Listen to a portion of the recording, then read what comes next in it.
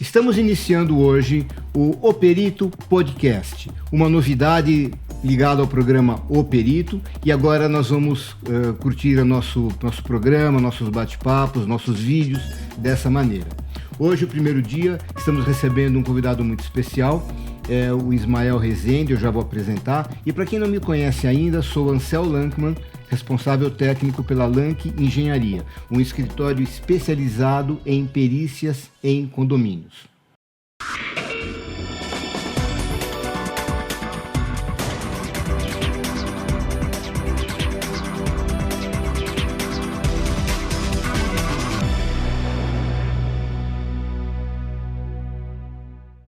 Como eu falei, estamos aqui com o Ismael Rezende, engenheiro eletricista dos bons. Tudo bem, Ismael? Ô, Ansel, obrigado pelo convite, tá? Estar aqui no seu programa, né? Podcast O Perito. E é muito legal a gente poder falar de mais um tema interessante, né? Principalmente na área de condomínios, para os nossos ouvintes, que eles possam ter mais conhecimento e aprofundar um pouco mais sobre o assunto. É uma grande oportunidade e obrigado pelo convite. Não, você como divulgador desses assuntos ligados à energia elétrica dos condomínios, que é a área mais obscura dentro de uma edificação, é o que menos se conhece e às vezes é a mais perigosa. Ismael, o nosso programa ele é dirigido para síndicos e administradores e gestores de condomínio. Inclusive, para quem estiver nos assistindo ao vivo, pode mandar suas perguntas. Nós vamos responder aqui ao vivo mesmo.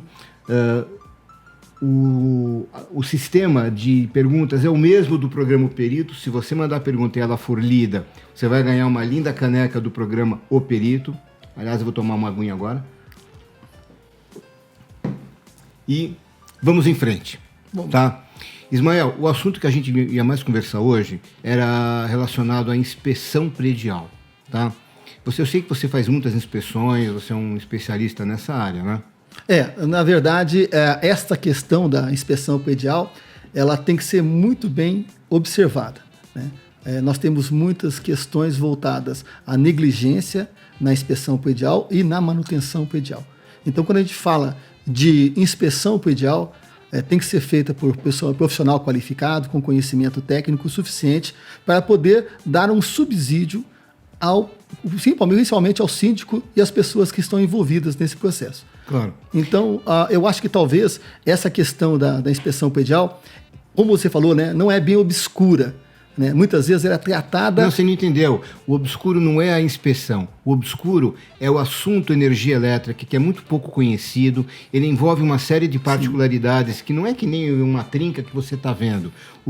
As anomalias elétricas, elas praticamente são invisíveis. Né? Isso é bem interessante de você falar, porque muitas vezes a parte elétrica é a parte que mais se altera numa questão predial. Como assim? Você vai puxar um fio aqui para uma ligação, uma lâmpada que deu problema, uma iluminação que precisa ser alterada. Diferente da parte hidráulica, a parte elétrica é a que mais tem intervenção na vida de um imóvel. Né? A parte hidráulica, ela muitas vezes é fixa num ponto determinado, mas a parte elétrica, né, pela demanda do consumo de energia elétrica, pelas necessidades de aparelhos elétricos ligados, ela é a que mais sofre alteração. Então, na vida útil de um imóvel, né, nós não temos uma questão muito estática na parte elétrica. Nós temos uma questão até dinâmica do uso e das necessidades e das modificações que são feitas, que muitas vezes divergem muito mais do projeto inicial que foi proposto para a edificação. Então tem que se fazer uma avaliação sempre contínua da verificação das instalações elétricas por causa dessas necessidades. Uma hora é uma câmera que tem que ser instalada, outra hora é um portão elétrico, outra hora é um sistema de bombeamento ou uma questão de uma máquina ou equipamento que foi instalado. Tudo isso são modificações que são realizadas no decorrer da vida útil do imóvel e não refletem o projeto inicial, né? São adequações de necessidades e isso requer a atenção de um profissional qualificado. Então nós vamos falar um pouquinho de cada uma dessas coisas que você está dizendo agora. Estou achando muito interessante. Me fala uma coisa. Vamos então seguir um roteiro assim de uma inspeção predial. Ismael foi contratado para fazer uma inspeção, ele chegou num condomínio. Você começa por onde? Você pede documento? Primeiro a gente tem que ter o quê? A questão da inspeção predial, ela parte principalmente de registros. né? Nós temos que ter registros técnicos no qual a gente possa se basear. Se não houver, então nós vamos partir das inspeções visuais e tentar levantar as condições da instalação. Então, plantas, esquemas elétricos, projetos elétricos, né, detalhamentos, esquemas unifilares, trifilares, projetos que estão envolvidos na parte elétrica da edificação. Essa documentação, ela é uma questão primordial para edificação, principalmente edificações antigas, que se perdem os documentos. Eu tenho, na minha experiência de instalação de inspeções prediais, a verificação desses documentos às vezes se torna difícil, porque passa de uma administradora para outra, foi guardado por um administrador e depois encerrou o contrato, essa administradora não devolveu os documentos para a edificação. Então esses documentos, de preferência, eles têm que ter uma cópia na edificação, guardado junto com o síndico, no qual ele possa, toda vez que houver um contrato de administração desse condomínio, ele passe uma cópia. Ele não faça a cessão desses documentos para a administradora em definitivo, que ele vai perder esses documentos, depois nós não temos referências para o levantamento. Agora, existe aqui uma questão de ranço, viu? Às vezes uma administradora perde um contrato com um condomínio e ela meio que se vinga do condomínio, não passando a documentação completa para outra. Isso acontece com síndicos também. De repente é uma briga interna, uma briga política no condomínio, ele se sente injustiçado, ele sente que foi passado para puxar o tapete dele, alguma coisa assim, ele não dá os documentos, ele guarda com ele e não quer saber. Por isso, o conselho da edificação, dado pelo síndico e pelos seus componentes, tem que tomar regras para que essa documentação fique guardada em um armário ou em CDs através de mídias eletrônicas, que quando for necessário, eles tenham condição de fazer a consulta desses documentos. A construtora, depois de um determinado tempo, ela desfaz dos seus arquivos, porque não interessa mais, esses arquivos se tornaram antigos e eles vão guardar esses arquivos que não é mais de propriedade, não é de interesse das construtoras. E muitas vezes até eles não querem ceder esses documentos, porque pode haver uma questão judicial, e a responsabilidade é do condomínio, eles não têm que fornecer esses documentos ao condomínio. E às vezes a própria construtora já está inativa. Então, também isso, mudou de nome, trocou, faliu. Então, se perde esses documentos no decorrer da vida útil do imóvel, e aí é um problema muito sério, Vamos falar um pepino. Por quê? Porque a edificação ela fica sem bases técnicas. Eu não estou falando só de parte elétrica, não, Vamos falar de parte civil, hidráulica, Todas essas condições são importantes que o condomínio tenha em mãos, registrados esses documentos. Se não tiver, no futuro vai ser necessário, às vezes, fazer um levantamento minucioso, ou seja, vão gastar dinheiro para que seja feito o reverso. A partir do construído, levantar as estruturas elétricas, civis, hidráulicas que são necessárias. Você já fez isso também? Também. Sempre falando, o inverso é muito mais difícil do que nós partimos de um projeto. Mas tem uma coisa, Mel, que o inverso ele é muito mais real, porque o projeto feito, vamos supor, há 50 anos atrás, ele refletia um nível de necessidades, um nível de aparelhos elétricos que estavam ligados nos apartamentos naquele momento. A situação mudou muito, hoje em dia tudo é elétrico. Vamos falar o seguinte, se eu parto de um projeto elétrico, eu sei aonde que estão os encaminhamentos, eu sei aonde estão as instalações elétricas iniciais, onde foram previstas as passagens de cabos dentro da edificação. O inverso, eu tenho que levantar isso.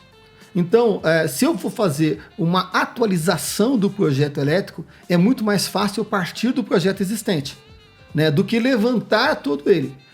O trabalho é sempre maior, mais demorado e tem uma relação de dificuldades envolvidas. Entendi. Então, assim, sempre partindo dessa visão. Quando eu parto do projeto desenvolvido, essa condição fica muito mais fácil para o condomínio, quando eu falo o condomínio em geral, os custos envolvidos, do que eu fazer o levantamento inverso. Já fiz vários desse tipo porque são necessários.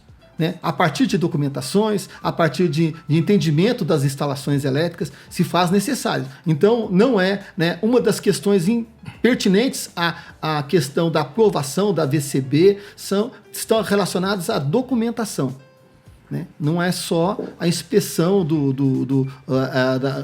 dita sobre os órgãos competentes, mas registros são importantes que a edificação tenha. Agora, então vamos pensar assim, vai se iniciar uma inspeção, você primeiro pediu os documentos e fez uma pré-análise no teu escritório, no gabinete, tá? Você nem chegou aí no prédio ainda para iniciar a inspeção, tá? Bom, aí nós vamos para o prédio, vamos para o condomínio, iniciar efetivamente a inspeção física, a observação das coisas, tá? A primeira coisa que eu encontro, ainda antes de entrar no condomínio, é o poste na rua. Sim. Como é que é? Com que olhos você vê esse poste? Vamos observar o seguinte, né? Nós temos dois tipos de alimentação, nós chamamos ele em alta tensão e baixa tensão, né? Que nós falamos que é abaixo de 1000 volts, é a baixa tensão, e acima de 1000 volts é alta tensão. Só lembrando que aquele fiozinho mais alto lá no poste, lá os 3 lá, são 13.800 volts. Ixi. Nós estamos falando de 1000 volts, baixa tensão. Lá são 13.000 volts. Então, a minha alimentação na parte mais alta do poste, ela é dada em alta tensão. Né? Então, quando você olhar a tua entrada de energia, né, se tem um transformador que abaixa essa energia, né, de 13.000 para uma tensão convencional, né, 220, 380, que seja utilizada dentro da edificação, nós falamos, eu falei até 380, porque pode ser no caso de edificações mais específicas, industriais, mas no predial normalmente é 220 volts. Então nós estamos falando que esse prédio está recebendo energia em baixa tensão. Né? Aí nós temos que olhar exatamente, não é responsabilidade do condomínio a manutenção do poste. Não é muito claro isso, o condomínio não vai colocar a mão no poste, mas ele tem que relatar à concessionária se existe algum problema. Até porque ele é uma parte extremamente interessada, que não tenha problemas no poste que afete a estrutura interna. Então isso é muito legal, porque quando a gente avalia a entrada de energia, né, eu já, algumas pessoas que receberam o meu laudo, mas você está olhando o poste? Falei, por quê? Porque é responsabilidade do condomínio relatar qualquer problema. E o que você olha no poste? Você procura o quê? Eu procuro... Ninho de passarinho? Também. Isso pode abrir um arco voltaico e derrubar a energia da alimentação. Nós vamos falar sobre arco voltaico depois. Exatamente. Não estraga a surpresa. Então vamos colocar a palavra arco voltaico como um curto. Né, que é mais comum para que as pessoas que estão envolvidas aqui nesse podcast possam entender melhor. Né? Quando fala um arco voltaico, quer abrir um curto-circuito, mas entenda, esse pode ser de vários problemas. Eu já tive problemas de animais que passaram perto da rede de alta tensão e fechou um curto, passarinhos, gatos, outros animais, né, que foram lá e fecharam o curto e derrubaram a edificação. Até animais de 2 pernas, né? Também, né? Por incrível que pareça, tem pessoas que não têm noção do risco envolvido na alta tensão. Então eu já recebi alguns vídeos que me deixam estarrecido, sabe? Pessoas subindo em poste, sem perceber ou sem noção do risco que está envolvido e leva um curto-circuito muitas vezes fatal. Né? Quando maior a tensão envolvida, maiores os riscos, né? Pode haver tanto desde da perda de um membro ou até a morte. Eu perdi um amigo quando era pré-adolescente ainda. Ele morava no 2º andar de um prédio e ele foi brincar de encostar com a espiral do caderno que ele tirou desmontou o caderno, tirou a espiral e brincou de encostar no poste. E foi. Então, a semana passada, né, eu tive o relato de um trabalhador que foi subir uma barra metálica para uma construção, ele encostou esta barra metálica na alta tensão e veio a morrer, né, devido a essa descarga. Então, quando a gente fala do poste, então, só voltando a essa questão muito importante, nós olhamos, no caso de presença de ninhos de passarinhos, né, presença de isoladores quebrados, né, chaves seccionadoras, né, que nós temos lá, que vão poder se manobrar ou desligar aquela edificação, né? Para-raios, que nós também temos uma relação de descarga atmosférica. Agora, ainda no poste, existe uma diferença entre a entrada em média ou baixa tensão? É tudo igual o poste? Então, não? Exatamente. Os 3 fios principais da É parte alta. de cima é alta tensão. Os 4 que estão abaixo, né, na lateral do poste ali, estão a parte de baixa tensão. Né? Então ali eu tenho 3 fases mais o neutro, né, que estão ligadas a essa parte de baixa tensão. Isso para edificações comerciais, que nós estamos falando aqui de 99% do que nós atendemos. Foi legal você perguntar essa questão de alta tensão, baixa tensão. Vamos tentar focar nossa conversa aqui, principalmente em entrada em 13.8, que é alta. Que é a alta tensão, ou entrada em 220 volts, que é a baixa tensão. A maior parte das nossas edificações estão voltadas a esse tipo de alimentação. Né? Nós temos outras alimentações que variam aí, mas são mais para a indústria. Exatamente, e nós teríamos que ter um outro programa para a gente poder abordar isso aí. Tranquilo. Né? Então, nessa questão, nós temos um foco bem grande, né? Muitas edificações, vamos falar quase 90% ou mais que isso, voltado a esse tipo de alimentação. Tá ótimo.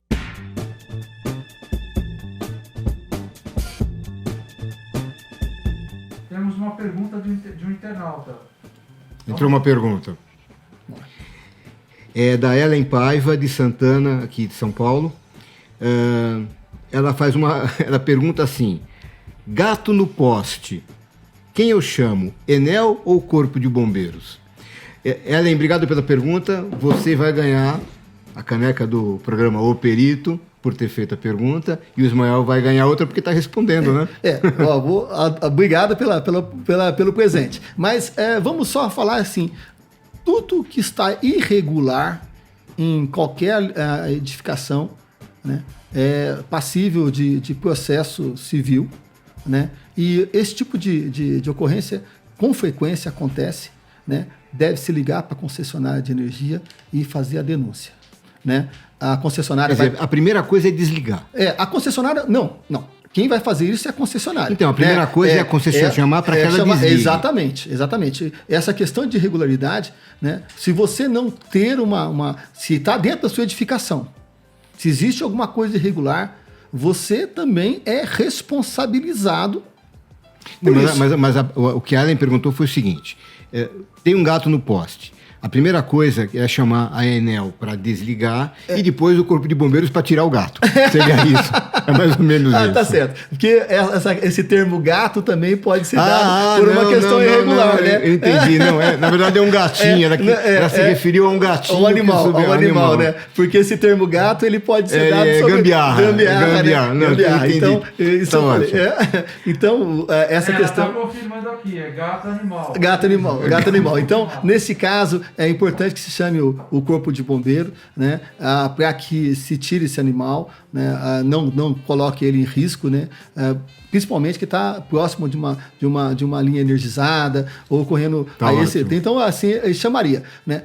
O Corpo de Bombeiro, através das necessidades aferidas, ele vai fazer a parte pode dele. chamar a concessionária para fazer o desligamento, pode subir com o caminhão e ali fazer o atendimento, né? Nós tivemos muitas ocorrências já de gatos que subiram em árvores e em risco, né? E outros animais, eu vi recentemente um macaco que fugiu, infelizmente ele subiu no poste para tentar fugir da busca ali das pessoas e acabou indo para alta tensão e acabou morrendo. Então, nesse caso, né, esse gato específico, é o gato animal, né, chamar aí o Corpo de Bombeiro para que faça a interferência, né? Ninguém deve subir no poste para poder tirar isso aí. E no caso do outro gato, que é o pior, né, que é o gato do desvio de energia, que é o roubo de energia, né, também tem que se reportar à concessionária, denunciar esse tipo de ligação, né? Se ele estiver dentro do seu imóvel, você pode ser responsabilizado por isso. Pagar uma multa. Não, pode ir preso porque é roubo de energia. Roubo de energia. Então, a questão civil. Tá. Ellen, você vê só que o seu gatinho aí criou uma boa discussão aqui sobre gatos e gatos, né? Eu queria deixar um recado aqui, tanto para você, Ellen, como para todos que estão nos ouvindo. clique no sininho aqui, ative para que você receba notificações e outras informações dos nossos programas. E também compartilhe esse programa e se inscreva no canal. Isso é muito bom para vocês que vão estar sempre atualizados e para nós que vai nos ajudar sempre a nos manter no ar e levando sempre informações interessantes para vocês.